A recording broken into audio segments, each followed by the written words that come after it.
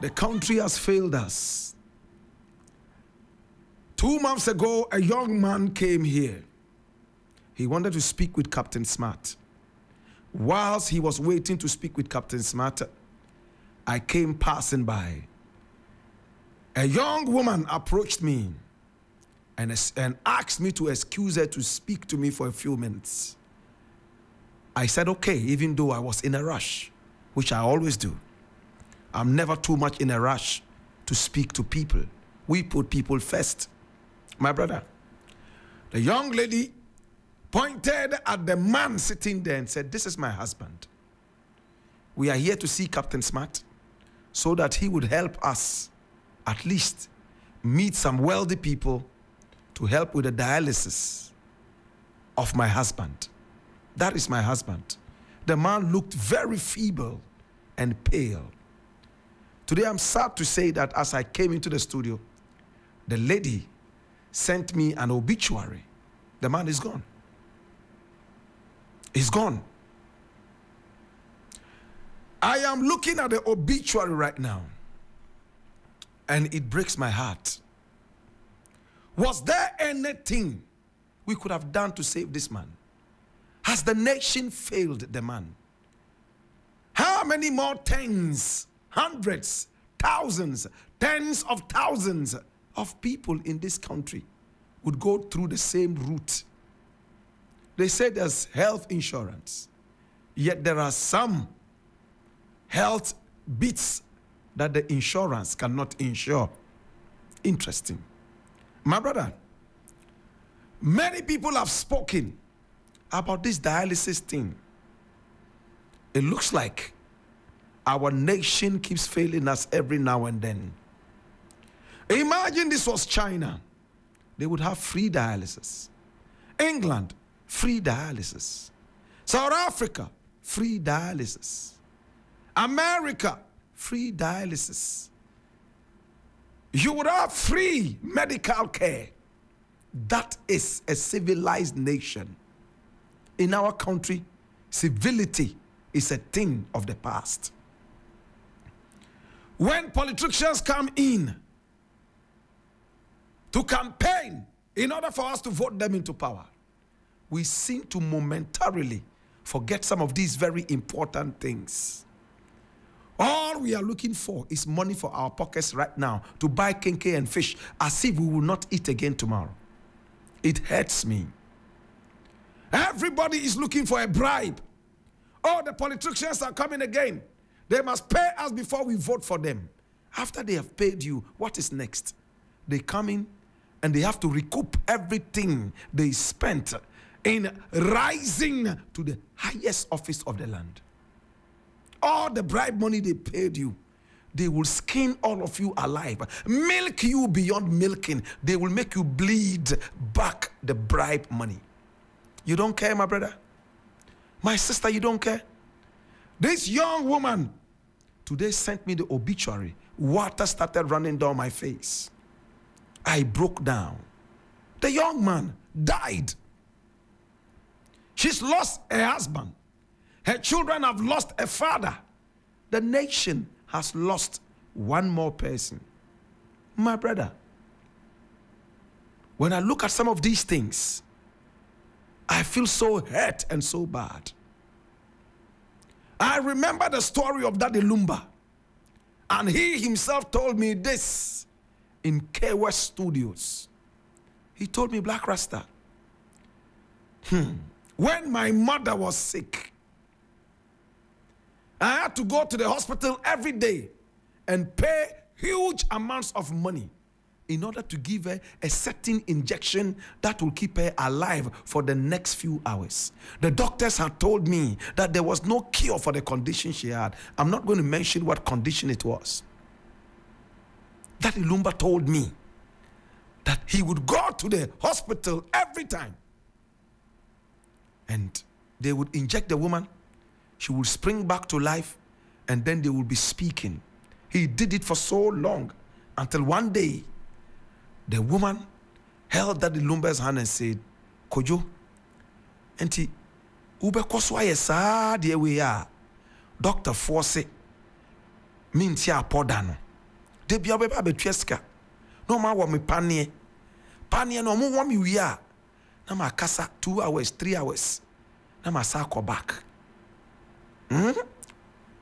Ubatu ma akoswa yesa. Sa o sika nyina besa. Ma and then your last one. Omo wo me panie na ye bon komo wi a. Membe wo me panie biom. No bono edin. Faska no hwe wo mano. Me nana no. When Daddy Lumba told me this, tears ran down my face. What was the condition the woman had?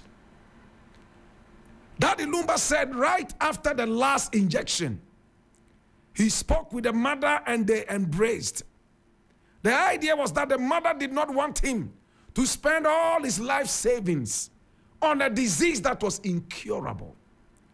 Daddy Lumba said as he was walking out of the hospital, he looked around, looking through the windows to see his mother's last days.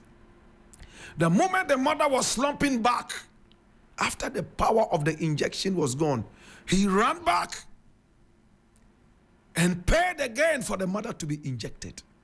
He embraced her again and said, Mommy, minti min shawo sa me on wusa. Sky dien said, oh, kojo men yes sir. Me na nom no, omu yes ka no. Fa hwe omu wate. Me dia ma bomb Blakk Rasta. Hey! Daddy Lumba said after the injection, the doctors took him outside, far away, put him into the car and asked him to go home and that they would do well to keep the woman. A few hours later, they called him that the woman was gone. My brother, it is sad how our insurance in these hospitals, the health insurance, continues to fail us. Doctors are making mistakes left, right, and center, taking lives of people. And it looks like in this country, there is no accountability. How many doctors have we sued in this country for foolishness and carelessness? This is not to say that our doctors are not doing well. Far from that. But there are some doctors who are professionally inept, professionally dead. My mother was sick whilst I was in America teaching in some of the universities. My brother, my sister, she went to the hospital. They started giving her some glucose solution. And when she started to react, it was then the doctor asked, oh, was she diabetic? Is she diabetic? Has she ever been diabetic? You didn't care to ask all these things before giving her sugar? The woman died at the Tamale Modern Hospital. Carelessness by doctors. Some doctors never ever account. The other day in Takrady, there was a woman that was sent to the hospital. There were some people who had been involved in accidents, and the doctor had so much work on him. He quickly declared the woman that had come in as dead, without any checks, nothing, no test. They took the woman to the morgue. The mortuary man put the woman down, ready to prepare her, strip her naked, and push her into the refrigerators. But first, he had to go out and drink apeteshi. As he was coming back, he was singing those apeteshi songs. The woman sat up and was shocked, seeing dead bodies all over her. She asked, hey, when did me ba? You know what the mortuary man did? He went looking for a hammer to come and knock the head of this woman, that the woman was a ghost. She had been declared dead by a competent doctor. It took a nurse to say, hey, nyabotre, man, chadeng. When they looked at the woman, not knowing at the time, she was just in a coma. The doctor carelessly pushed her in there. And when I was investigating this, the doctors told me that what the woman experienced was what was known as the Lazarus effect. In medicine, they call it the Lazarus effect. When somebody is declared dead, the heartbeat had stopped, but it is possible for the person to come back to life when one or two things come into play. So it is not a new thing. The woman enjoyed what is known as the Lazarus effect. Are our Muslim trained to know that there is something called Lazarus effect? No, they are ready with their hammers. When somebody comes back to life immediately, pa, pa, before, pa, pa, yakun, ko. How many innocent Lazarus affected people, my brother, my sister, have been knocked back to permanent death? When I went to Guyana a few years back, the doctor who was supposed to test me and send me into the jungles to go and perform, my brother, the jungles of Aurora, asked me if I had had malaria before. I was shocked at this question. Because coming from West Africa, malaria is our middle name. I said, I've had malaria. She asked, oh, okay, how many times? I said, about 1,000,000 times. She said, I'm not joking. I said, how many times? I said, about 1,000,000 times, and I am not joking either. The female doctor jumped. Her heart leaped into her mouth. She started running diarrhea and shaking as if she had pok pok bli bli. This man here says he has had malaria about 1,000,000 times. My brother, my sister, in Guyana and some other places, it's not easy to have malaria. Then she shocked me with a question. What kind of malaria have you been having? I said, in my country, malaria is malaria. I don't know if there is anything called something malaria, maybe 1 malaria, 2 malaria, or A malaria and B malaria. What I know is that malaria is malaria. And if you're in the Ashanti region, they might say Madedia. Wanya Madedia.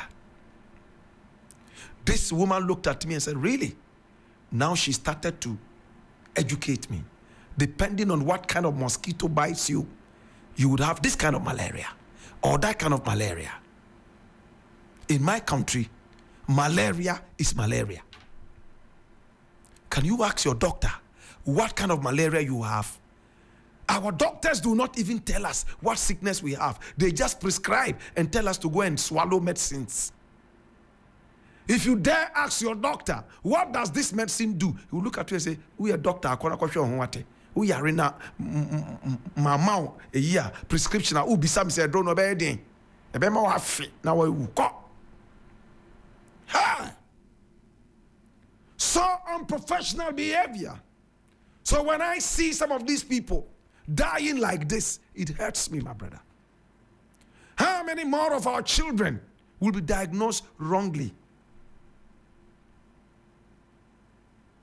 The other day, a woman so close to me, I don't want to disclose the relationship. My brother, my sister. She went to the hospital and they told her she had ulcer. Omudi ulcer, sir. The woman died. And when the woman died, she was finally diagnosed with what? Appendicitis. So all this while that we were treating ulcer, appendicitis. Of course, I understand that mistakes do happen. But when some of these mistakes happen, we have to investigate them and see whether they were intentional or not. To all the innocent people who are dying from these dialysis price hikes, I know that today, many more people would go into their graves. Tomorrow, many more would go in there. It is time to unite as a people, rather than dividing ourselves on political lines. Whether you are an NDC man or woman, NPP man or woman, it doesn't matter. The diagnosis is one.